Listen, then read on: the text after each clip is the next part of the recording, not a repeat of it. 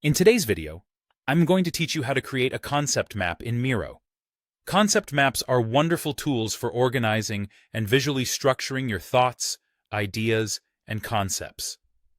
They can help you gain clarity on topics that can be complex or chaotic. Whether you're planning a project, brainstorming a new idea, or simply trying to make sense of a lot of information, a concept map can be incredibly beneficial. So, let's get started. Let's begin by opening your Miro board. If you already have a project started, just navigate to that board. If not, feel free to create a new one to keep things organized. Once you have your board open in front of you, take a look at the toolbar. There, you'll see a variety of icons that offer different functionalities to enhance your board creation process. Focus on finding the Templates icon. This is a truly wonderful feature that makes starting a new project both easy and efficient, especially if you're new to concept mapping. Clicking on this icon will open up a world of template possibilities. With the Templates browser open, it's time to search for something specific that suits our purpose today. Type in concept map in the search bar. Doing so will bring up options tailored for creating concept maps. Miro offers a variety of templates, each designed to help structure your ideas in a clear and visually appealing manner. Once you find the concept map template that fits your style or requirements, go ahead and click on the option that says Add to Board.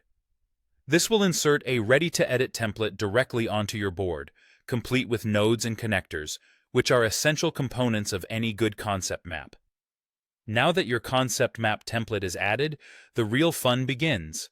This template is highly customizable, which means you can move, resize, or even delete nodes and connectors according to your needs. It allows you to really personalize the map, ensuring that it accurately represents the information you're working with. Feel free to rename the nodes to fit the concepts you are mapping and adjust the connectors to show relationships clearly. Think of it as laying the foundation for a house of ideas.